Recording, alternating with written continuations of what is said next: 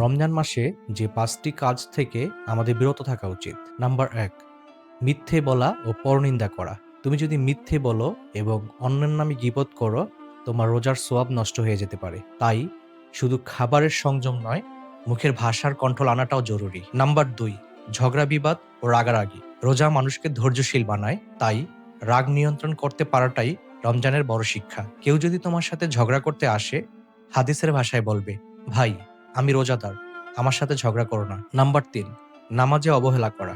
অনেকেই আছেন রোজা রাখেন কিন্তু নামাজে অবহেলা করেন। মনে রাখবেন, রমজান মাস হচ্ছে ইবাদত বাড়ানোর সময়, কমানোর সময় না। নাম্বার ৪, সময় নষ্ট করা। আমরা শুয়ে বসে অথবা সোশ্যাল মিডিয়াতে সময় নষ্ট করি। মনে রাখতে হবে, রমজান মাসের সেহরি থেকে ইফতার পর্যন্ত এই সময়টা বরকতময়। তাই এই সময়তে আমরা কোরআন তেলাওয়াত, পাশাপাশি জিকির করা, ছোট ছোট সূরা বা ছোট ছোট আমল করে এই সময়টাকে ইবাদতের মাধ্যমে ব্যয় করতে পারি। নাম্বার ৫, অপচয় ও অতিভোজন। আমরা অনেকেই অতিরিক্ত ইফতার বানাই এবং এগুলো খেতে না পেরে অবশেষে নষ্ট করে ফেলে দেই। মনে রাখতে হবে, রমজান আমাদেরকে কৃতজ্ঞতা ও সংযম শিখায়, অপচয় নয়। ভিডিওটি ভালো লাগলে শেয়ার করে অন্যদেরকে দেখার সুযোগ করে দিন।